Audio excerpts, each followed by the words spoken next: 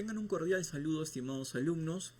Como lo había prometido, vamos a realizar una pequeña reseña tanto de la sesión número 1 como de la sesión número 2 de nuestro curso Seminario de Amparo, debido esencialmente a los inconvenientes técnicos que se han presentado al inicio, ¿no?, de nuestras actividades académicas. No estamos exentos, ¿no?, a algún tipo de fallas que puedan presentarse, pero es por ello que he tenido a bien poder elaborar, darme el trabajo para poder dar una reseña de estas dos sesiones y obviamente ustedes tengan esa posibilidad de estar a la par, ¿no?, respecto de sus demás compañeros que sí no tuvieron inconvenientes en relación a la ejecución de nuestras dos primeras sesiones.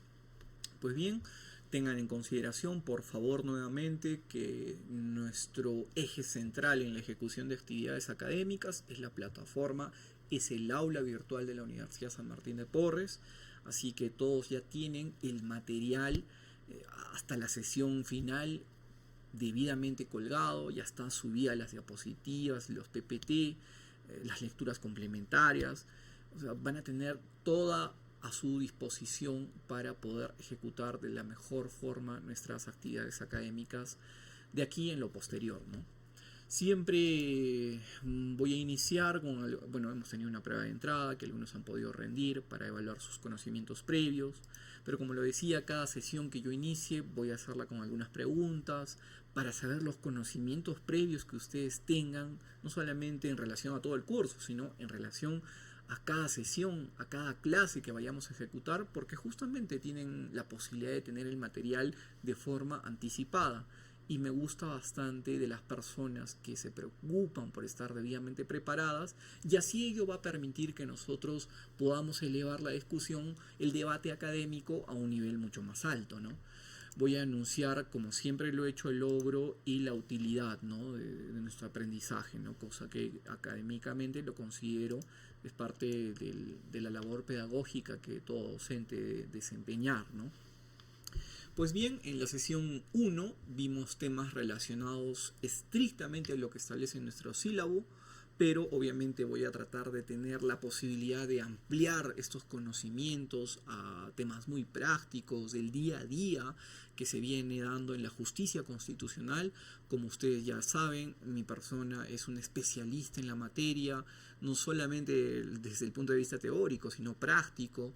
Me gusta bastante innovar en relación a cómo nosotros llevamos pues todas nuestras normas, nuestro nuevo Código Procesal Constitucional o la propia Constitución a la práctica, ¿no?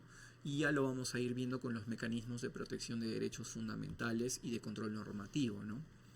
Pues bien, respecto a la Constitución y la supremacía constitucional, lo que hemos empezado diciendo es que esta supremacía constitucional corresponde a un principio teórico del derecho constitucional que postula originalmente ubicar a la Constitución de un país jerárquicamente por encima de todo ordenamiento jurídico, considerándola como ley suprema del Estado y un fundamento de su sistema jurídico, ¿no?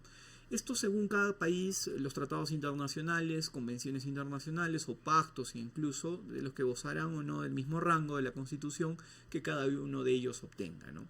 Si nosotros hacemos un análisis respecto a este texto, podríamos concluir en que se trata de una influencia clarísima de Hans Kelsen, ¿no?, de lo que era o lo que es, mejor dicho, la pirámide de Kelsen, ¿no?, la pirámide de la estructura normativa, donde siempre vamos a encontrar en la cúspide a la Constitución, ¿no?, como la norma máxima, ¿no?, de interpretación incluso, ¿no?, de los derechos fundamentales, ¿no?, de toda sociedad. Y este principio de supremacía forma parte de un principio más general, ¿no?, del derecho llamado principio de jerarquía, y que tiene dos funciones. Una positiva, que es fundamentar lo inferior, pirámide de Kelsen, que obviamente desde la cúspide va para abajo y se va fundamentando, ¿no? Y otra negativa, que vendría a ser de caer, anular o dejar sin efecto aquello que se le oponga, ¿no? Porque si vamos a tener una norma de carácter infraconstitucional que se oponga justamente a la Constitución, ¿a quién vamos a dar prevalencia? A la Constitución, ¿no? Y justamente el artículo 51 de la Constitución señala lo siguiente: la Constitución prevalece sobre toda norma legal, la ley sobre las normas de inferior jerarquía y así sucesivamente, ¿no? En tal sentido se impone a todos los peruanos como principio constitucional la primacía de la Constitución y la ley, según el cual se debe de obediencia plena a la Constitución política del Estado. La Constitución como norma suprema consigna un conjunto de mecanismos destinados a tutelarla, como son, por ejemplo, la cláusula de salvaguarda en materia de reforma constitucional o los regímenes de excepción, ¿no? Entre ellos tenemos a lo que se conoce como control de constitucionalidad, del cual se conocen dos modelos en el derecho comparado, ¿no?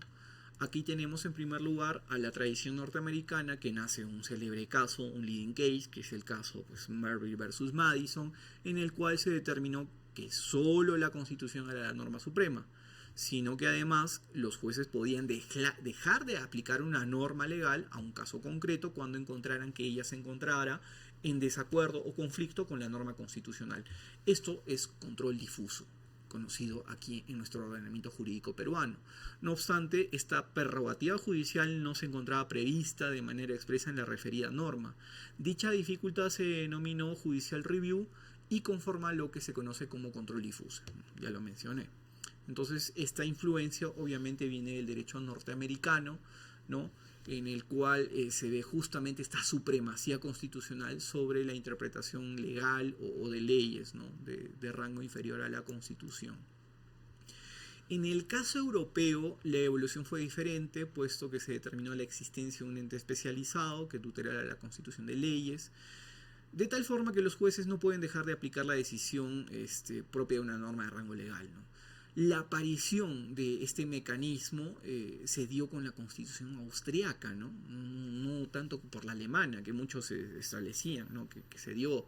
No, fue en la Constitución de Austria en 1920, modificada en 1929, en la que se propagó en la mayor parte de Europa y de ahí obviamente en Latinoamérica.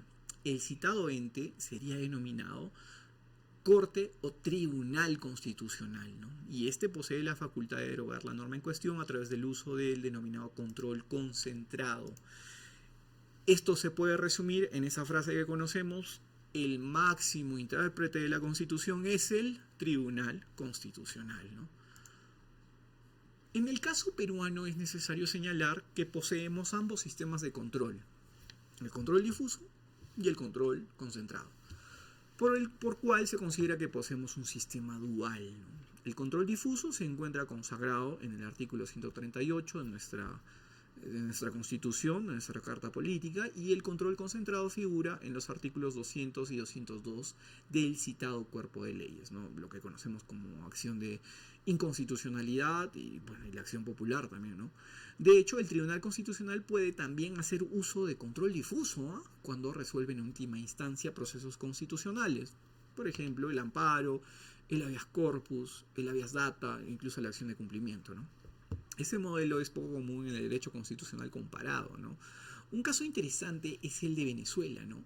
Donde el control difuso y el control concentrado se encuentra en manos del Poder Judicial, ¿no? Conforme a lo que se establece en su propia Constitución. Es por ello que les decía a los compañeros, o bueno, sus compañeros del curso de Derecho Constitucional Comparado, qué tan importante es justamente evaluar, sacar conclusiones importantes de experiencias, ¿no? De otras legislaciones, ¿no?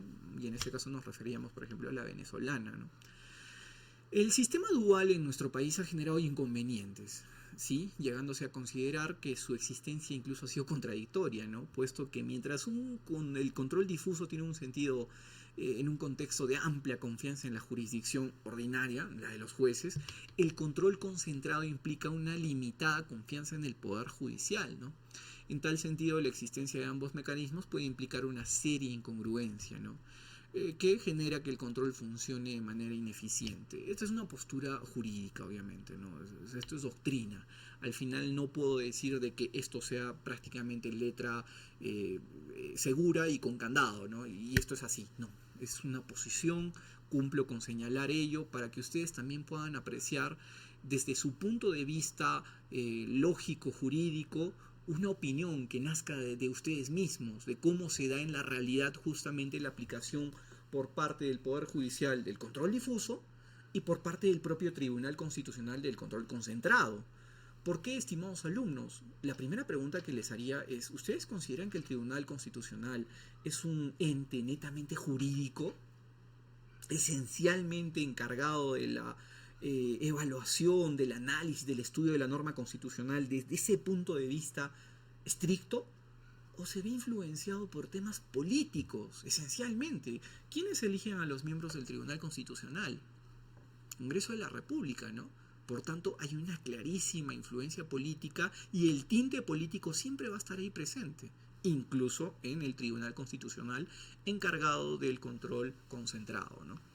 La justicia ordinaria, conocida también como fuero común, es la jurisdicción principal en razón de la amplitud de su radio de acción, de su labor permanente, del rol que cumple en la tarea de administrar justicia en el país, ¿no? Tiene sus propios principios, objetivos, características, su organización, lo que está previsto incluso en la ley orgánica del Poder Judicial. Si hablamos del poder, ¿no?, de la entidad, de la institución encargada de la administración de justicia, ojo, que quien ejerce la potestad de administrar justicia no es el Poder Judicial. La Constitución Política es clarísima en ello, y a eso iba una de las preguntas de su examen de entrada.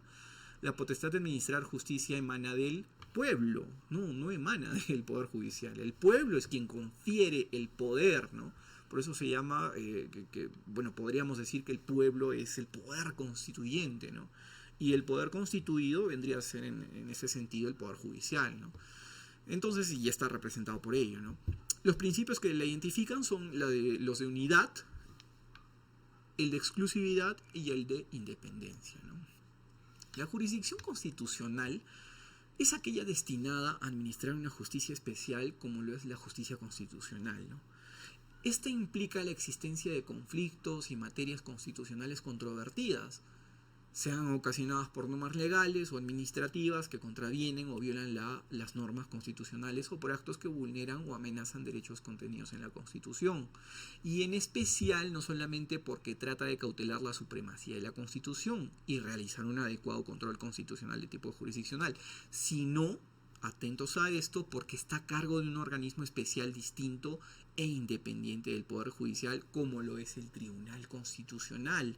Estimados alumnos, siempre vamos a tener, y esto se va a ver a diario en nuestra realidad peruana, en nuestra jurisdicción interna, de que las decisiones que adopta el Poder Judicial, vamos a ponerlo así como el ente, la institución encargada de administrar justicia en la vía ordinaria, que incluso puede ser una jurisdicción ordinaria constitucional, y la jurisdicción constitucional propiamente dicha, a cargo del Tribunal Constitucional, muchas veces no va a estar de acuerdo con las decisiones que se tomen en el Poder Judicial. Es por eso que al recurrir, por ejemplo, en una acción, en un proceso de amparo, y tenemos como última instancia, ojo, es última instancia, no es una situación similar a la de un recurso de casación, que eso no es una instancia, ese es un recurso excepcional, pero el recurso de agravio constitucional sí constituye una tercera instancia, por decirlo así, en el que el Tribunal Constitucional sí va a evaluar y se va a tomar el trabajo de verificar si la decisión adoptada por el Poder Judicial pues fue correcta, ¿no? Y sobre todo fue emitida al amparo de lo que establece nuestra Constitución Política del Perú. Por eso se le dice que es el máximo intérprete de la Constitución Política, ¿no? Pues bien, aquí les dejo un cuadro muy interesante, siempre coloco la fuente de nuestros amigos de LP Pasión por el Derecho, sobre la estructura o vamos a poner así, el esquema de los procesos constitucionales que tenemos en nuestro país y que lo podemos dividir en tres, ¿no? Me parece muy interesante ello porque es muy didáctico, muy pedagógico. Dividir las funciones de los procesos constitucionales en tres, los cuales serían controlar la supremacía jurídica de la Constitución, otro que sería proteger los derechos fundamentales y otro sería resolver los conflictos entre poderes públicos y niveles de gobierno, ¿no? Esas serían las tres funciones esenciales de los procesos constitucionales, ¿no? En la primera pues tenemos ahí básicamente el proceso de inconstitucionalidad y la acción popular, ¿no? En lo que respecta a los derechos fundamentales tenemos 4, ¿no? Proceso de amparo, habeas corpus, habeas data y el proceso de cumplimiento. Aunque sobre este último hay mucha discusión, ya que vendría a ser también podría encajar dentro del control de la supremacía de la jurídica y la Constitución, porque se encarga básicamente de analizar el cumplimiento netamente administrativo legal de parte de la autoridad estatal, ¿no? Entonces ahí hay una pequeña discusión sobre ello, ¿no? Pero la mayor parte de la doctrina, ¿no? La jurisprudencia incluso también hace hay consenso, ¿no? En establecer que el proceso de cumplimiento sí entra dentro de las funciones de proteger los derechos fundamentales, ¿no? Y finalmente los procesos relacionados a conflictos entre poderes públicos o también internos en los distintos niveles de gobierno, pues lo conocemos como el proceso competencial, ¿no? A veces incluso se pueden ver situaciones entre, por ejemplo, ¿no? Un gobierno regional, el de Arequipa, respecto al gobierno regional de Moquegua, en la cual, no sé, hay una situación relacionada al uso de represas, ¿no? Para tener el recurso hídrico, el agua, y hay un conflicto ahí, bueno, que se genera, ¿no? Entre dos tipos de autoridades, ¿no? Con gobiernos regionales que tienen su autonomía, ¿no? Establecida incluso en un marco legal, ¿no? Entonces, ante ese conflicto entra el proceso competencial. Aquí tenemos otro cuadro muy similar al anterior, que sería redundar sobre ello, pero para que ustedes puedan ilustrarse de mejor manera, ¿no? Pasamos a lo que establece nuestro sílabo relacionado a las sentencias del Tribunal Constitucional. Podríamos citar el expediente 004-2004 en relación a esta labor nomofiláctica, didáctica que emite el Tribunal Constitucional, estableciendo una clasificación de las sentencias que emite, ¿no? Así como los efectos que producen cada una de ellas. Entonces, la doctrina ha establecido una doble clasificación. La primera distingue entre las sentencias de especie o de principio y la segunda entre sentencias estimativas o desestimativas. Esto, por favor, muy claro, quiero que lo vuelvan a ver. Esto, por favor, ténganlo muy presente. Puede ser pregunta de examen, así que ya les estoy dando al menos ahí un alcance. Las sentencias de especie se constituyen por la aplicación simple de las normas constitucionales, demás preceptos del bloque de constitucionalidad a un caso particular y concreto. En este caso, la labor del juez constitucional es meramente declarativa, ya que se limita a aplicar la norma constitucional o los otros preceptos directamente conectados con ella, ¿no? Aquí podríamos ver algo relacionado, por ejemplo, el derecho a la igualdad, ¿no? Nadie puede ser objeto de discriminación por motivo de raza, sexo, condición económica, etcétera, ¿no? Entonces, ante una condición que está completamente reconocida en nuestra Constitución, a un juez constitucional no le va a quedar sino más que declarar este derecho, ¿no? Y esto lo vamos a conocer en adelante como el núcleo duro del derecho, algo que no se puede vaciar de contenido, ¿no? Esto en relación al contenido constitucionalmente protegido, ¿no? Luego tenemos las sentencias de principio, ¿no? Son las que forman la jurisprudencia propiamente dicha, porque entran ya hacia un análisis más profundo, ¿no? Para interpretar el alcance, el sentido de las normas constitucionales, se llenan algunas lagunas, algún vacío que pueda existir y forjan verdaderos precedentes vinculantes. En cuanto a estas últimas, el Tribunal Constitucional peruano ha dictado diversas sentencias en estos expedientes que aquí los pueden apreciar, y a lo que llamaremos sentencias instructivas, ¿no? Y se caracterizan por realizar a partir del caso concreto un desarrollo jurisprudencial y doctrinario de los temas más importantes en discusión. Respecto al precedente vinculante, es importante decir, y nuevamente refiriéndome a lo que es el derecho comparado, que de verdad es una de las materias que más me apasiona, esa influencia que hemos tenido del sistema Common Law, ¿no? El Common Law ha sido realmente muy influyente, no solamente en nuestro país, en todo el continente sudamericano, ¿no? En esta parte del mundo, porque sienta, mejor dicho, precedentes, decisiones, experiencias, un análisis que va a poder ser aplicado de aquí en adelante, ¿no? En un punto específico de la historia, para poder dilucidar futuras causas que constituyan un problema común en la sociedad. Es decir, se va a crear un un ánimo de ser predictible, ¿no? De tener predictibilidad en las decisiones. Y así, por ejemplo, un juez de inferior jerarquía, si se puede decir así, no vaya a emitir una decisión por su cuenta,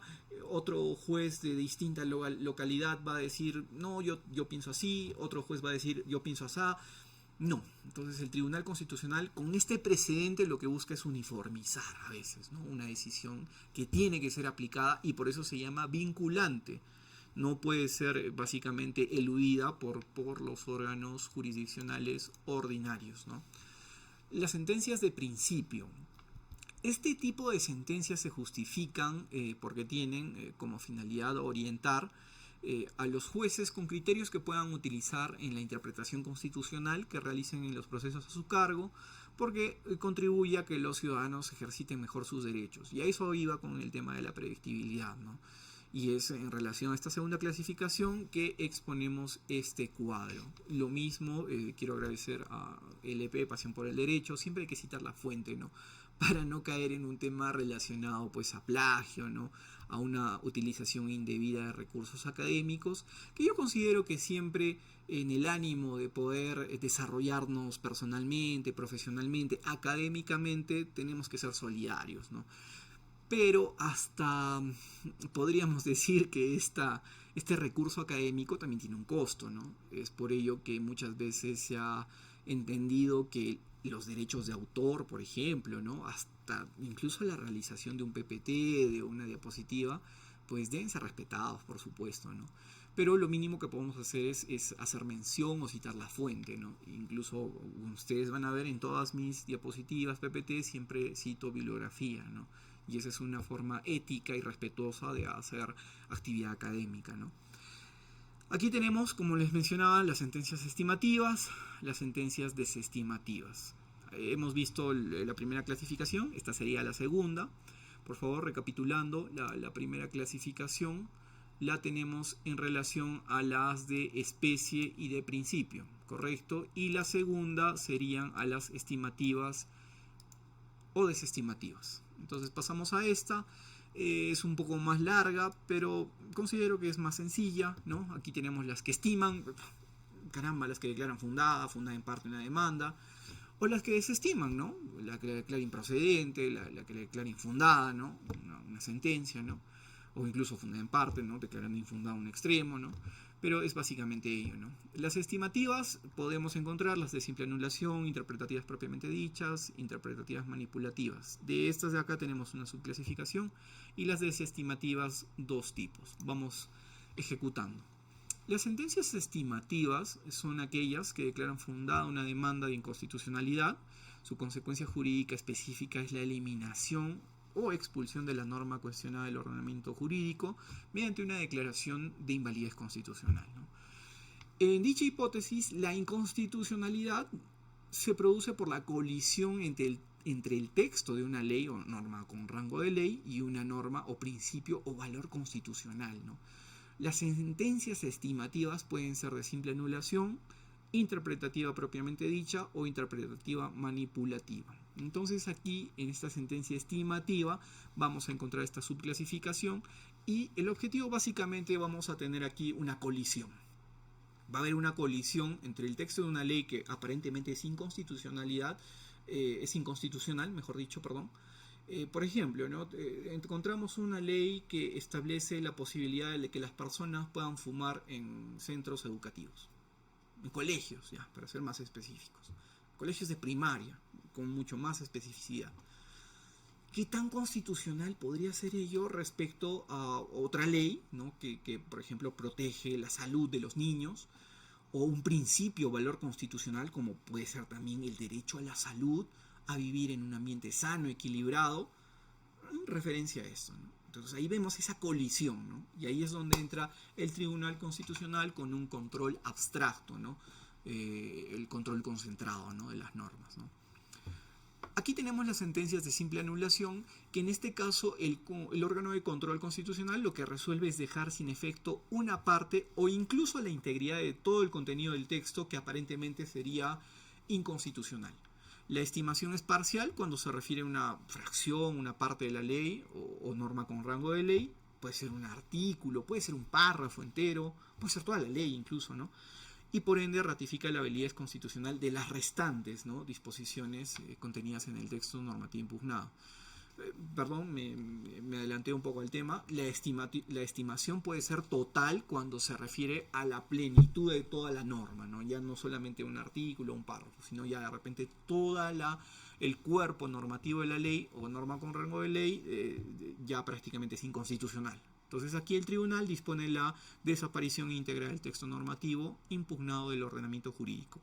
El efecto, que básicamente es sacarlo del ordenamiento jurídico, y también sus efectos. Eso sería, podríamos decir, una diferencia respecto a la abrogación o derogación de leyes, porque en una abrogación o derogación de leyes, el Congreso lo que hace también es expulsar del ordenamiento una norma, pero sus efectos pueden continuar, ojo.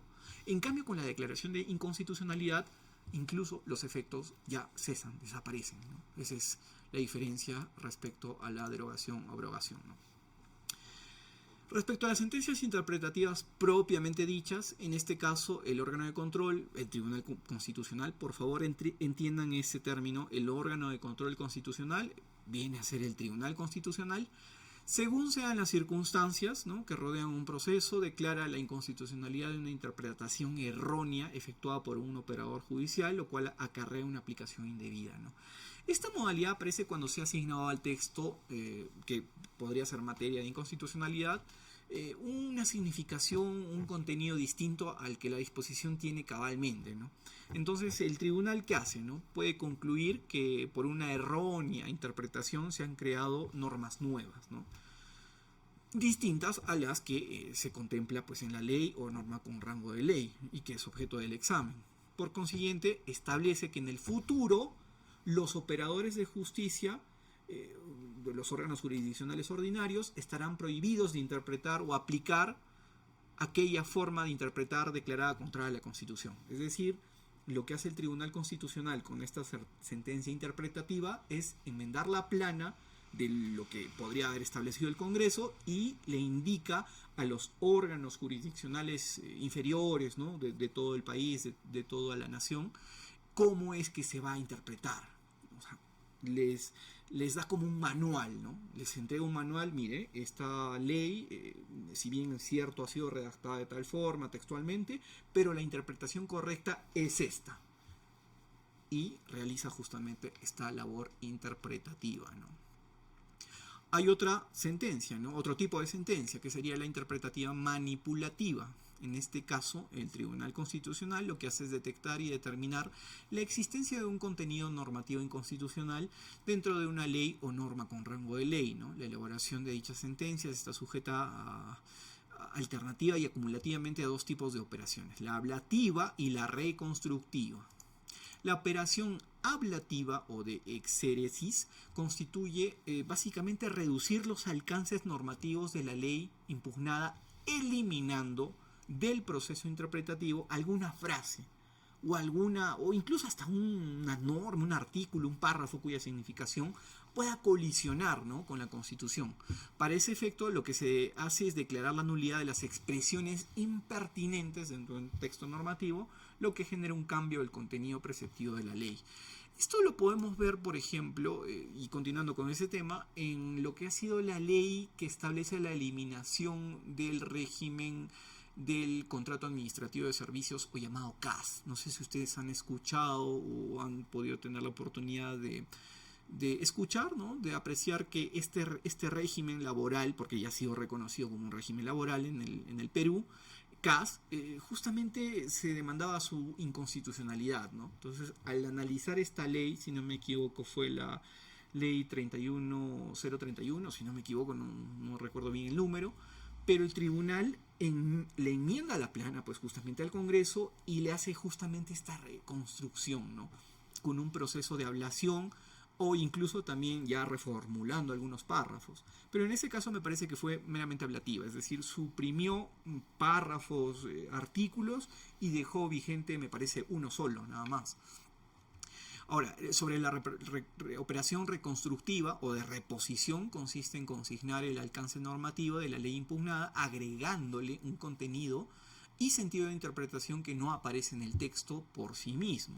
La existencia de este tipo de sentencias se justifica por la necesidad de evitar los efectos perniciosos que puedan presentarse en determinadas circunstancias, como consecuencia de vacíos legales que surgen luego de una expulsión de una ley. La última ratio, es decir, la última razón y el último recurso también del Tribunal Constitucional va a ser expulsar la norma. Como un cirujano, ¿no? Va a tratar de salvarle la vida, ¿no? al paciente, que en este caso el paciente va a ser pues la norma de la que se denuncia inconstitucionalidad, o de la que se demanda inconstitucionalidad, para ser precisos con el término técnico, ¿no? Entonces aquí el tribunal va a hacer esa operación prácticamente, ¿no? Como si fuera un cirujano, un médico, ¿no? Tratando de salvarle la vida a la norma, y para el Tribunal Constitucional va a ser el último recurso expulsarla, ¿no? O sea, prácticamente desaparecerla. Entonces va a tratar de tener esta labor interpretativa, manipulativa incluso, para poder, para no tener la obligación o no verse obligado a expulsar la norma, ¿no? Estas circunstancias tienen que ver con la existencia de dos principios rectores, ¿no? El principio de conservación de la ley y el principio de interpretación desde la Constitución. Aquí podríamos mencionar que toda norma se infiere o se presume que es constitucional hasta que se demuestre lo contrario. ¿Dónde se va a dar eso? Justamente en un proceso de inconstitucionalidad. Luego tenemos las sentencias reductoras, que como su nombre lo dice, son aquellas que señalan que una parte, artículos, frases, párrafos, líneas, etcétera, del texto normativo cuestionado es contrario a la Constitución y ha generado un vicio de inconstitucionalidad, por tanto su reacción excesiva y desmesurada tiene que reducirse, ¿no? Entonces aquí simplemente se reduce. La sentencia aditiva es aquella donde el órgano de control, el Tribunal Constitucional, determina la existencia de una inconstitucionalidad por omisión legislativa, y lo que hace es justamente adicionar lo que se ha omitido, pues básicamente, ¿no? Tenemos las sentencias sustitutivas, aquellas donde el órgano de control, el tribunal, declara la inconstitucionalidad parcial de una ley y simultáneamente incorpora o reemplaza un relevo del contenido normativo expulsado del ordenamiento jurídico, vale decir, dispone una modificación o alteración de una parte literal de la ley, ¿no? Hasta aquí, estimados alumnos, me gustaría preguntarles, y esto respóndanlo a sí mismos, ¿esta labor del Tribunal Constitucional no estaría interfiriendo prácticamente en lo que viene a ser la labor legislativa? La labor de legislar, ¿de quién depende? Del Poder Legislativo, del Congreso, ¿no? El Parlamento. Y al analizar esta serie de tipos de sentencia, ¿no? Esta clasificación, el Tribunal Constitucional no se estaría subrogando en estas labores, prácticamente donde estaría asumiendo una posición prácticamente de legislador y enmendando la plana, pues justamente al Congreso: mira, esta ley, esto está mal, entonces yo te voy a corregir esto, lo voy a adicionar, lo voy a corregir, te voy a tachar, y así, ¿no? Como si fuera un profesor prácticamente, ¿no? En un colegio, ¿no? Cuando no lo corregían, ¿no? El examen, ¿no? Y mira, acá esto está mal, esto tiene que ser así, ¿no?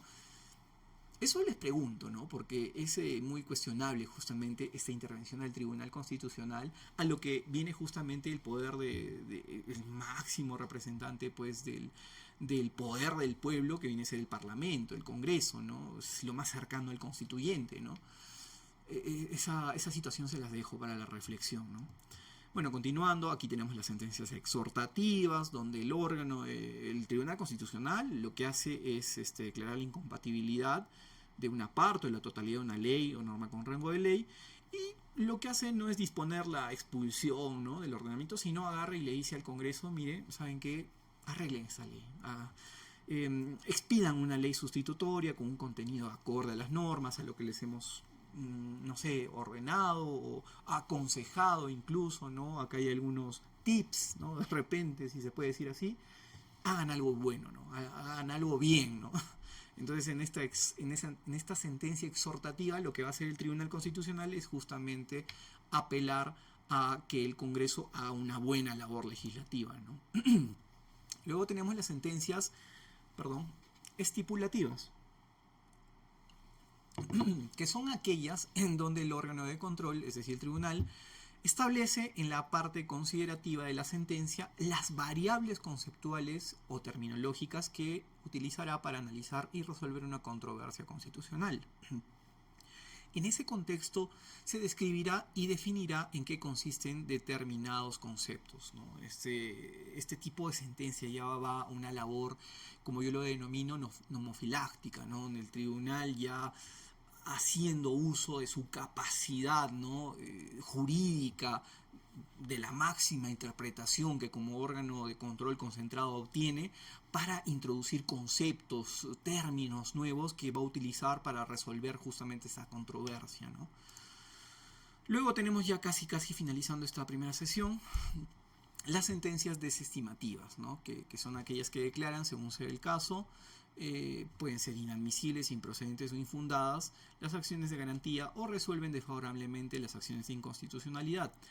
En este último caso, lo que hace la generatoria, lo que hace es que la denegatoria impide una nueva interposición fundada en idéntico precepto constitucional, es decir, imposibilita que una nueva persona o un nuevo legitimado, mejor dicho así, para interponer la acción de inconstitucionalidad, vuelva a interponer otra demanda prácticamente similar, ¿no? Entonces, ya cuando resuelve el tribunal desestimar una acción de inconstitucionalidad, otro legitimado no puede volver a repetir, ¿no?, el plato, si se puede decir así, ¿no?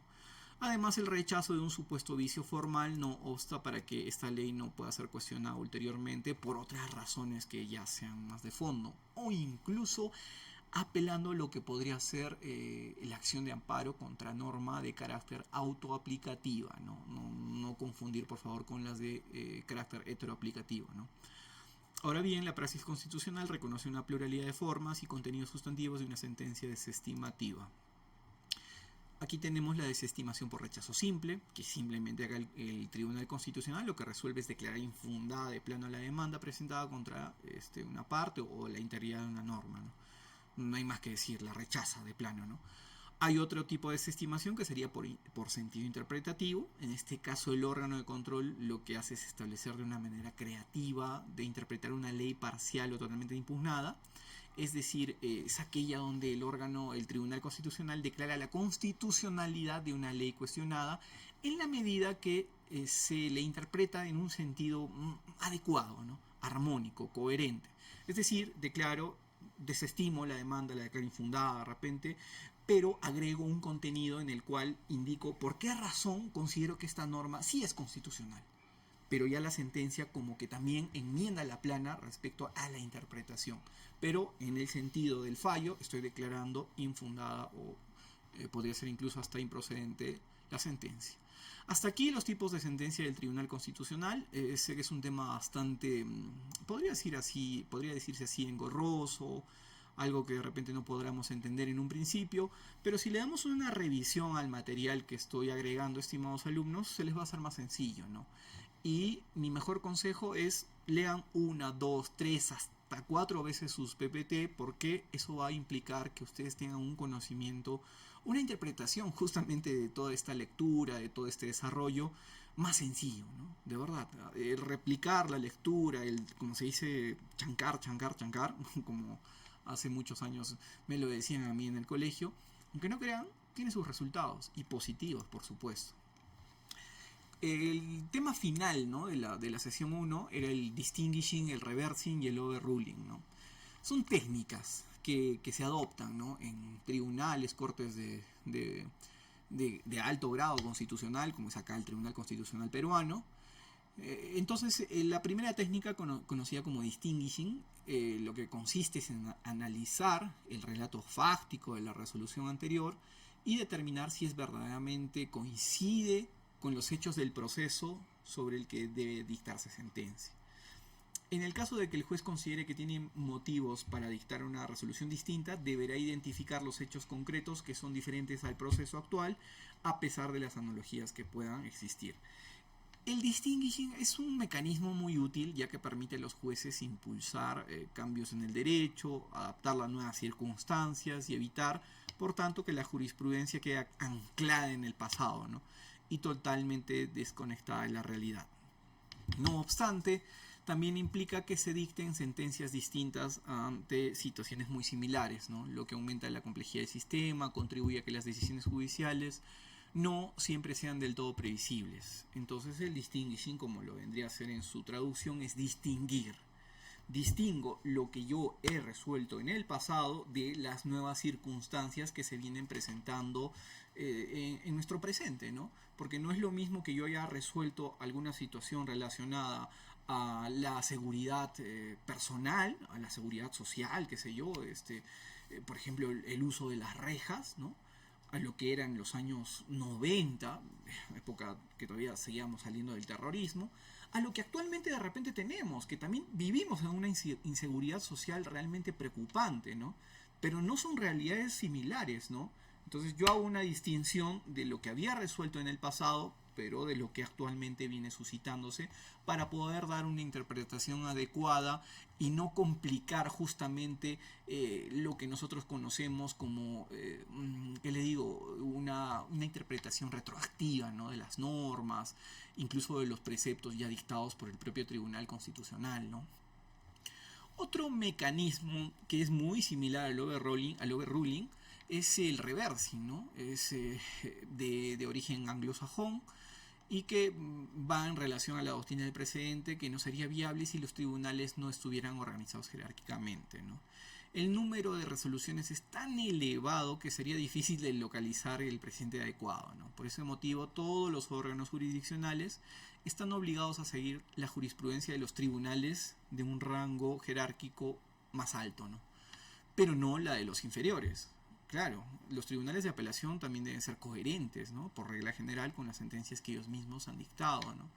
De este modo, en el caso que la parte, por ejemplo, un determinado actor procesal pierda un juicio, interponga un recurso contra la resolución judicial, el tribunal de apelación podrá dejar sin efecto la sentencia del tribunal inferior, pero no al revés, ¿no? O sea, no puede dejar sin efecto la decisión de un tribunal superior, ¿no? Esta nueva sentencia no solamente será aplicable al proceso concreto, sino que dará lugar a un nuevo precedente que deberá observarse en las resoluciones que se dicten a partir de ese momento. Este mecanismo recibe el nombre de reversing, ¿no? Es una situación muy similar a lo que es el overruling, que es la más utilizada en nuestro país. Muy raramente he visto la utilización del reversing en nuestra legislación constitucional. En cambio, sí la del overruling, ¿no? Pues tal y como se acaba de explicar, en el reversing se deja sin efecto la decisión de un tribunal inferior en el mismo proceso a través de una apelación, ¿no? En cambio, en el overruling se modifica un precedente en un proceso posterior, con otras partes y otro objeto, ¿no? Entonces, solo los tribunales que pueden aplicar overruling son, bueno, en este caso de origen anglosajón, el Tribunal de Apelación, el Court of Appeal y el Tribunal Supremo, Supreme Court. Aquí, en el Perú, quien únicamente podría aplicar este overruling respecto a sus decisiones porque implican un precedente de obligación de observancia obligatoria, es el Tribunal Constitucional, ¿no? Incluso podría darse en relación a las salas supremas de la Corte Suprema de la República, ¿no? Por ejemplo, una sala suprema de naturaleza constitucional y social podría dejar sin efecto, ¿no?, su decisión adoptada en un determinado caso, pero esto ya sería forzar una figura que está destinada realmente al control concentrado de la constitucionalidad, y este encargo recae sobre el Tribunal Constitucional aquí en Perú. Por ello es que yo considero que el overruling está básicamente, es una técnica destinada básicamente al Tribunal Constitucional para dejar sin efecto una decisión que adoptó, por ejemplo, en el pasado respecto a una situación concreta, y transcurrido pues bastante tiempo, también hay que decirlo, porque no es porque pasó un año y no, ya se me antoja de cambiar, no, la decisión, no es así. Realmente tienen que darse muchos elementos y circunstancias para poder cambiar una decisión de tal trascendencia, ¿no? Aquí podríamos citar el precedente Salazar Yarlenque, ¿no?, mediante el cual se estableció la posibilidad de que los tribunales administrativos puedan ejercer control difuso. Luego, pasado un tiempo, se emite un nuevo precedente y Consorcio Requena, si no me equivoco, y se cambia justamente la decisión de que los tribunales administrativos puedan aplicar control difuso, cuando en realidad lo que deben hacer es observar justamente el principio de legalidad. el control difuso está destinado al Poder Judicial, ¿no? Fue la decisión final que adoptó el Tribunal Constitucional, por tanto retrocedió en su decisión mediante esta técnica llamada overruling, ¿no? El cambio del precedente, el cambio de la regla. Como siempre, algunas conclusiones que ustedes mismos tienen que sacar, ¿no?, de todo lo que se aprende, fuentes bibliográficas. Tratamos de siempre ejecutar todos los conocimientos aprendidos en prácticas en nuestras sesiones. Y pasamos a lo que es la sesión número 2, también rápidamente, sobre el contenido constitucionalmente protegido, el de los derechos fundamentales. Aquí, sobre la noción de contenido esencial, se suele generar confusión y no aporta mucho más de lo que la noción de contenido de los derechos podría entenderse a secas, ¿no?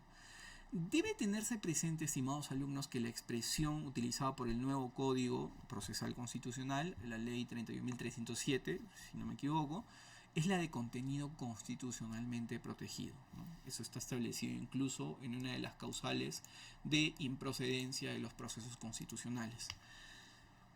A ver, el análisis sobre la relevancia constitucional del caso es una fórmula establecida por el Tribunal Constitucional. Para ello he citado, por ejemplo, una de las sentencias más importantes, que vendría a ser la 2988 del año 2013, en la cual el tribunal, en ese entonces, ¿no?, cuando estaba vigente el anterior Código Procesal Constitucional, estableció que se establecía la improcedencia de la demanda si es que el derecho sobre el cual se accionaba, ¿no?, se presentaba una demanda de amparo, imaginemos, no estaba dirigida a la defensa de ámbitos protegidos por derechos constitucionales, con más detalle en aseveraciones que son concordantes con lo que actualmente también establece nuestro nuevo Código Procesal Constitucional, y que a la letra podríamos encontrarlo, si no me equivoco, permítanme, de esta forma, ¿no?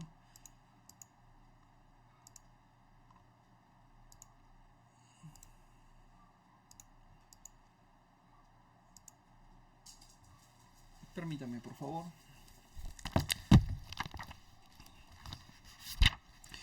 Artículo 7, ¿no?, del actual Código Procesal vigente es: no proceden los procesos constitucionales cuando los hechos y el petitorio de la demanda no están referidos en forma directa al contenido constitucionalmente protegido del derecho invocado.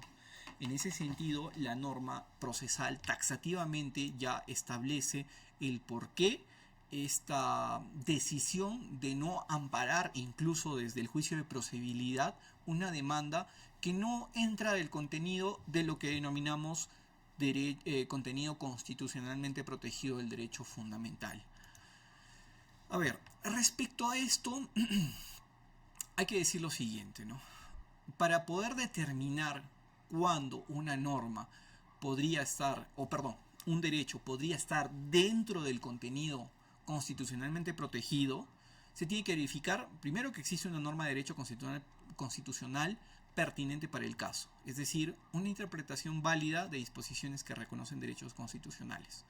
Esto exige encontrar primero una disposición, enunciado normativo, que reconozca el derecho fundamental invocado, que puede ubicarse tanto en la Constitución como en los tratados de derechos humanos, en la jurisprudencia del Tribunal Constitucional o en la jurisprudencia supranacional vinculante para el Estado peruano. Apartándome un poco de lo que dice textualmente la diapositiva, me gustaría ejemplificar el hecho. Hablamos del derecho a la pensión. ¿Perfecto? El derecho a la pensión existe como norma dentro de lo que establece nuestra carta política, nuestra constitución política, pregunto. Yo creo que sí. Toda persona tiene el derecho a la seguridad social, ¿verdad? Toda persona tiene derecho a una pensión, al acceso a una pensión.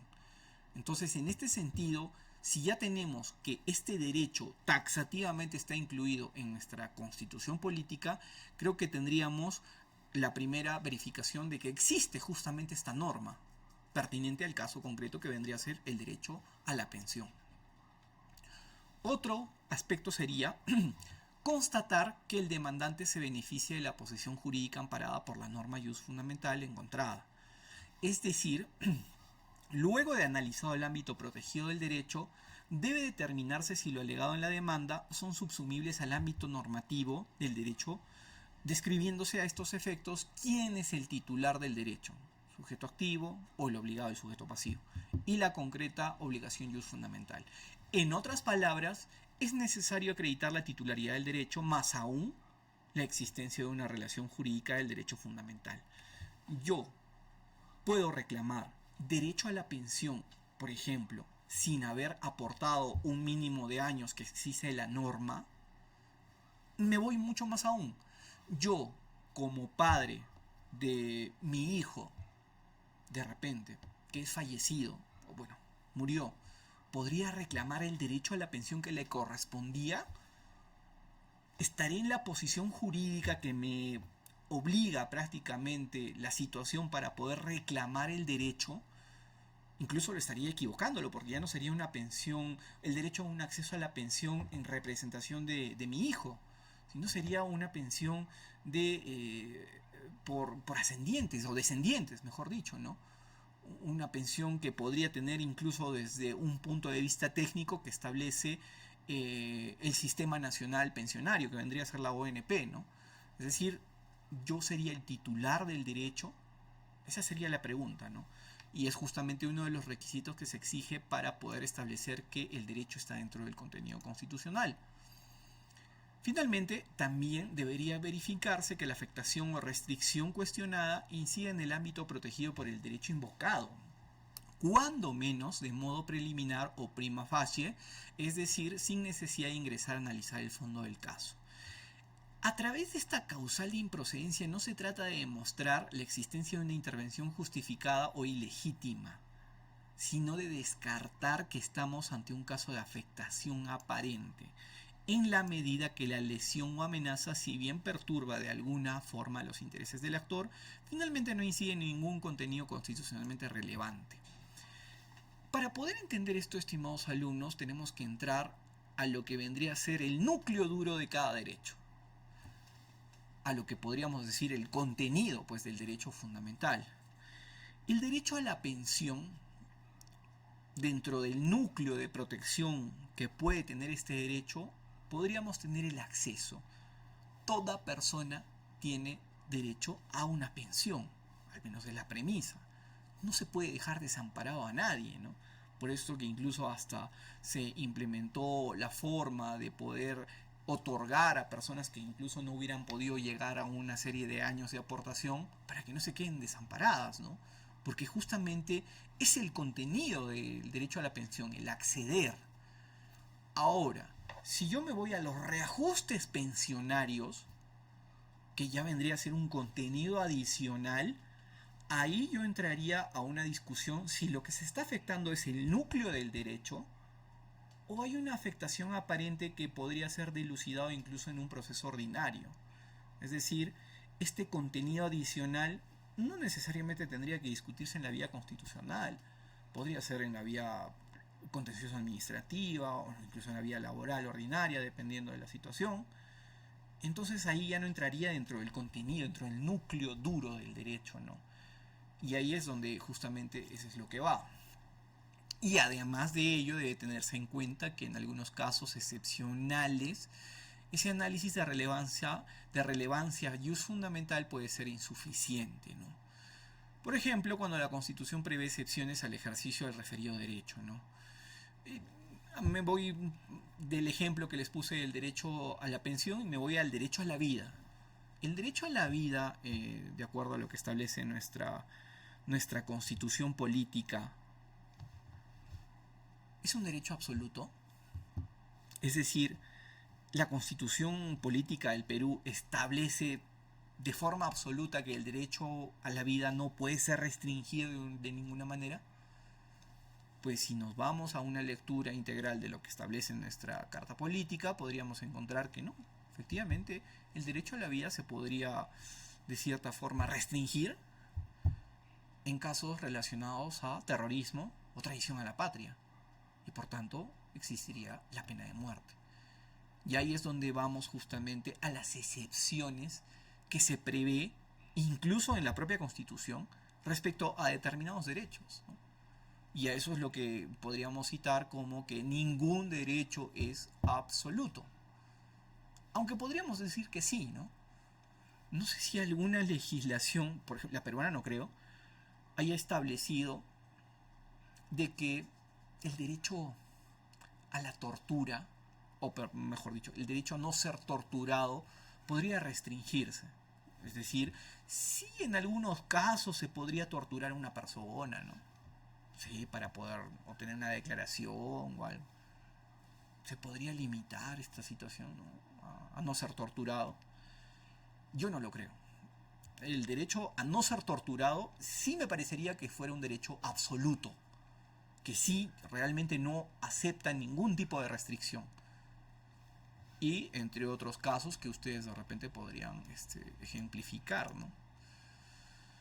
Entonces debe tenerse en cuenta en algunos casos excepcionales que esto puede ser insuficiente, ¿no? Atendiendo al caso concreto, será necesario tener en cuenta consideraciones adicionales al examen de 3 pasos señalado en la sentencia anterior, ¿no?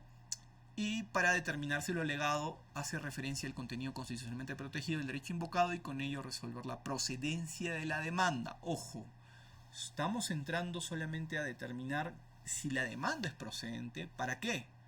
Para luego proceder a analizar el fondo del asunto. Porque aquí estamos básicamente en un juicio de procedibilidad. Vamos entrando recién como que el filtro, la primera etapa, es como estamos dando el pase, ¿no? Para que recién ahí podamos ver lo que es el fondo del asunto. Pero antes de eso, para no poder, para no tener que realizar un examen ocioso, ¿no? De repente de alguna situación que realmente es improcedente, es justamente que tenemos que hacer este examen, ¿no? Y ya el Tribunal Constitucional lo ha establecido, ¿no? Los derechos fundamentales nacen como límites frente al poder, ¿no? Con la constitucionalización de los derechos aparecen garantías de reserva de ley y otras de contenido esencial, ¿no? La garantía hoy ya no es solamente frente a la ley, ¿no?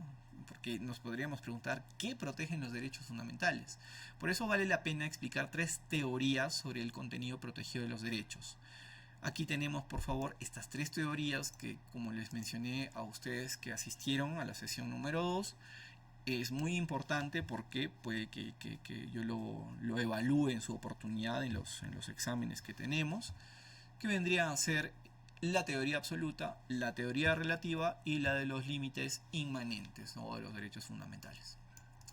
Sobre la teoría absoluta, estimados alumnos, el parámetro para evaluar si se produjeron restricciones indebidas en el derecho es el derecho mismo. Existe un contenido específico y determinable reconocido como contenido esencial. Los derechos fundamentales admiten contenidos diversos. No solamente el derecho a la vida es absoluto, por decirlo así, sino admite excepciones y admite situaciones en las cuales no, definitivamente se tiene que respetar de forma irrestricta, ¿no? O sea, no hay forma de cuestionar el contenido esencial, el contenido, el núcleo duro de este derecho. El contenido adicional, pues sí, se podría afectar, ¿no? Entonces a esto es lo que mucha parte de la doctrina, de la jurisprudencia, en un cuadro muy práctico, ha establecido como las capas, ¿no? Del derecho fundamental. Volvemos al ejemplo de la pensión. El contenido esencial, aquí podríamos entenderlo como libre acceso, una pensión mínima vital, no privar arbitrariamente a una persona de su derecho a la pensión, cuando más aún de repente le corresponda. Pero sí podríamos encontrar un contenido no esencial, que acá, por ejemplo, es el reajuste pensionario. Si alguna persona, por ejemplo, la ley 20, la 2530, si no me equivoco, la que está cerrada del régimen y está establecida en la Constitución, me parece, en las disposiciones finales transitorias, 2530. Declárese cerrado definitivamente el régimen pensionario del decreto ley 2530. Miren, la propia Constitución Política estableció, ¿no? Unos límites, ¿no? Justamente a este régimen pensionario que definitivamente se cerró, ¿no? Con la acción incluso de la Constitución de 1993, ¿no? Entonces aquí podemos poner el tope pensionario. Cuestionar esto dentro del contenido esencial no tendría mayor sustento, ¿no? Porque no está pues justamente dentro del contenido esencial. Ahora, hay un contenido adicional, por ejemplo, la pensión de ascendentes, lo que les decía, la pensión de viudez, la pensión de orfandad, que si bien es cierto, podría formar parte del contenido esencial, eventualmente algunos autores podrían decir de que no, en realidad este es un contenido adicional y sí puede estar limitado, ¿eh? Porque si bien es cierto, puede haber un acceso esencial, libre al derecho a la pensión, este no está directamente relacionado a una pensión de viudez, o una pensión de ascendentes, o una pensión de orfandad, ¿no? Se me ocurre. Por tanto, hasta aquí incluso se podría limitar. Lo que no se podría limitar es justamente este núcleo duro del derecho a la pensión. Porque este es el contenido, pues básicamente, ¿no? Vaciar de contenido esto nos dejaría prácticamente sin el derecho a la pensión, pues, ¿no? Pero si vamos a las capas exteriores, ahí es donde sí nos podemos cuestionar, pues, ¿no? Esencialmente sí hay forma de limitar ciertamente estos derechos, ¿no? Y así sucede con la mayoría de casos. Ya les puse un ejemplo en los cuales considero de que sí, más bien es absoluto. El derecho a no ser torturado. Yo no sé si existan capas en relación a ese derecho, por eso lo considero absoluto. Pero incluso en el derecho a la vida, el derecho a la vida puede ser restringido. Claro, la propia Constitución lo establece, estimados alumnos. La propia Constitución lo establece. Sobre la teoría relativa, lo que podremos decir respecto a ello es que el límite para las restricciones a los derechos es la razonabilidad y o proporcionalidad. No existe un contenido mínimo identificable como contenido esencial. El contenido del derecho fundamental es homogéneo. Todo lo que resulta tras el test de proporcionalidad es esencial. Para poder determinar si el derecho el cual yo estoy reclamando se encuentra o no comprendido el contenido constitucionalmente protegido, yo, en este caso, bueno, o como operador de justicia, como tribunal constitucional incluso, tendría que aplicar test de proporcionalidad.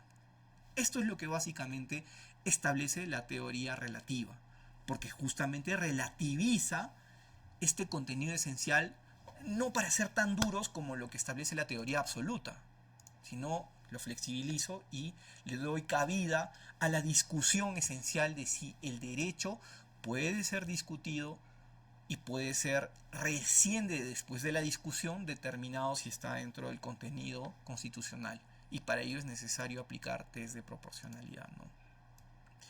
La teoría de los límites inmanentes, o de los derechos fundamentales, establece la naturaleza del derecho y el ordenamiento constitucional en su conjunto sirven de parámetro para determinar el contenido protegido de los derechos fundamentales.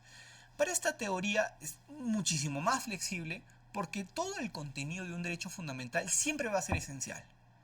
El contenido del derecho es una unidad, una armonización entre el derecho y sus propios límites. Pero todo ello al final siempre va a ser esencial, ¿no? En el caso del ejemplo de la pensión, para la teoría de los límites inmanentes, prácticamente todo esto va a ser parte del contenido esencial, ¿no? Ahora, que se discuta ya en el fondo del asunto si esto puede ser limitado o incluso esto, que vendría a ser el núcleo duro, bueno, ya dependerá de la discusión de fondo, ¿no? Pero ya no partiría ni siquiera por el juicio de procedibilidad, es decir, ya de frente se admite. Y considero que esta fue una de las razones por las cuales se estableció el artículo 6 del actual Código Procesal Constitucional, que establece la prohibición del rechazo liminar de la demanda. Todos los procesos constitucionales tienen que ser admitidos. Si yo agarro y me pongo en la posición de que soy dueño de la plaza de armas de determinada ciudad, por más inverosímil e imposible jurídico que pueda ser este derecho al que yo estoy aludiendo, pues tengo que admitir la demanda, ¿no? Porque justamente esta teoría establece que recién en la discusión del fondo del asunto es donde se verá si el derecho pues, debe ser amparado o no, ¿no? Incluso ya después de eso se podrá establecer si existe alguna causal de improcedencia en relación a ello, ¿no?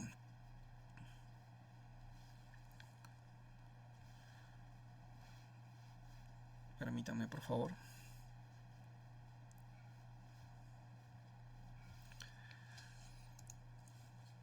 De nuestro Tribunal Constitucional sí hemos tenido algunas oportunidades, ¿no?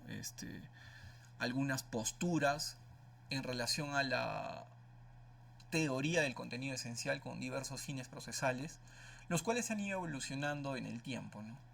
En sus primeras sentencias, el Supremo Intérprete de la Constitución utilizaba el concepto de contenido esencial. No hablaba básicamente de lo que era el contenido constitucionalmente protegido del derecho fundamental, sino se refería al contenido esencial, para determinar justamente la competencia jurisdiccional en casos no previstos por la ley y aceptarlos recién en la vía del amparo. Posteriormente utilizaba la teoría completa del contenido esencial, sus otros contenidos para determinar el alcance de la intervención legislativa en la regulación de derechos fundamentales. Utiliza la teoría del contenido esencial para determinar los supuestos que ameriten suspensión o restricción de un derecho fundamental, y ello puede apreciarse en estas sentencias, ¿no? Las cuales, por favor, siempre hay que tratar de realizar esta labor investigativa de su parte, porque al final la información la pueden encontrar en todos los medios tecnológicos que hoy en día tenemos. Tenemos un acceso tan sencillo, de verdad, utilizando plataformas de búsqueda como Google. En mi tiempo me acuerdo que salió Yahoo. Pero imagínense, tenemos al alcance incluso del propio Tribunal Constitucional, ¿no? Para poder acceder a la vasta jurisprudencia, ¿no? de nuestro supremo intérprete de la Constitución política, ¿no? Para el Tribunal Constitucional, los derechos constitucionales no son absolutos. Y creo que esa premisa ya la mencioné hace algunos momentos, ¿no? Por tanto, son pasibles de restricción, ¿no? Como les dije, este ejemplo del derecho a no ser torturado, yo podría decir que sí es absoluto. Si ustedes me averiguan otro, de verdad, de mi parte, 2 puntos adicionales. Así que me gustaría saber esa labor, ¿no? Esa opinión jurídica que ustedes puedan tener de determinado derecho de repente, ¿no? Y siempre y cuando no estén afectando este contenido esencial, el cual está vetado para el poder político y legislativo, ¿no? De lo dicho, parece que el TC entiende derecho absoluto como ilimitado, ¿no? Los derechos fundamentales inconstitucionales tienden a expandirse ilimitadamente en su contenido. Por eso que el Tribunal Constitucional considera necesario el uso de la teoría del contenido esencial, ya que de esa forma puede delimitarlos.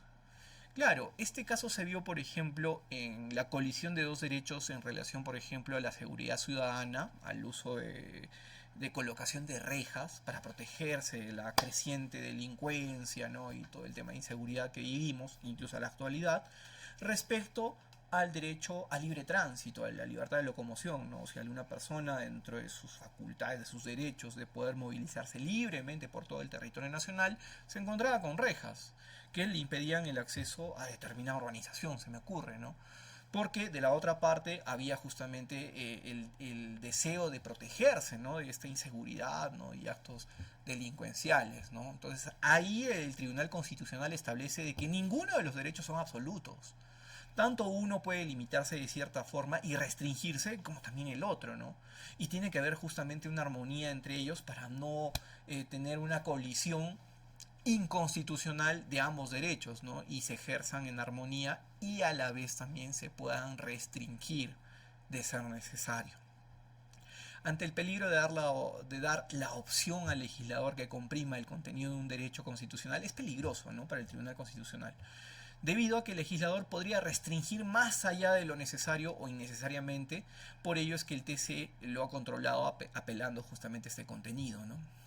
Además, exige que para restringir el contenido no esencial es necesario que se cumpla con el principio de proporcionalidad, ¿no? Mientras que en ningún caso es posible restringir el contenido esencial del mismo.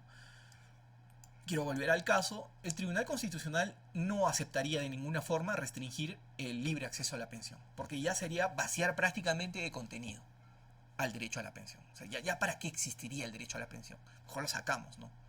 Entonces, esto sí, ¿no? Es imposible que un legislador pueda atacar esto, ¿no? Si alguien, por ejemplo, no sé, no sería descabellado, algún padre de la patria, pueda proponer de que la pensión mínima vital se reduzca, no sé, a 500 soles, a 400 soles, no sé, una cifra, sobre la cual actualmente tenemos, que me parece que es en más de 750, si no me equivoco. Entonces, cuestionar esto o limitar esto es inaceptable. En cambio, sí podríamos efectuar reajustes pensionarios, ¿no? Dentro de los límites que puedan establecerse, ¿no? De repente no necesariamente la persona pueda tener la pensión mínima, de repente se me ocurre algún sector de la población pueda tener pensión, como el caso de la 2530, que prácticamente se jubilaba con una pensión que ascendía al monto en el que al momento de jubilarse percibía, ¿no? Imaginemos que un funcionario público percibía, qué sé yo, 10.000 soles mensuales, se jubilaba con esa pensión. Entonces, este reajuste pensionario sí se puede establecer, sí se puede efectuar límites. Y esto es dentro del contenido adicional.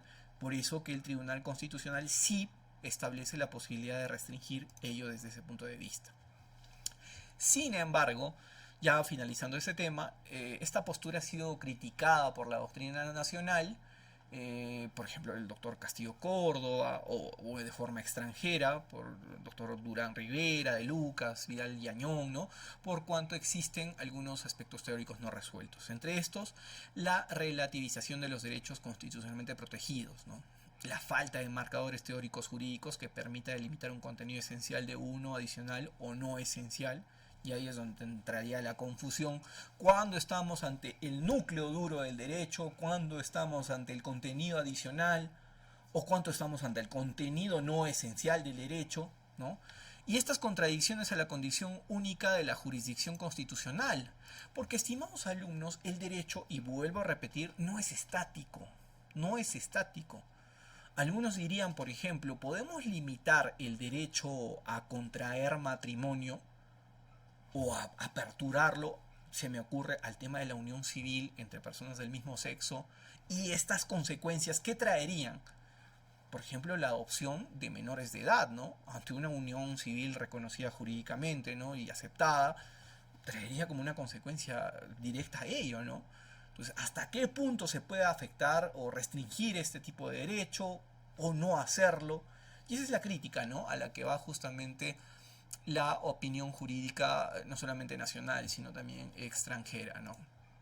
Bueno, simplemente algunas conclusiones que siempre en clase vamos a tener a bien conversar con todos ustedes, fuentes bibliográficas para consultar y, como siempre, labores prácticas que vamos a ejecutar en el desarrollo de nuestro curso.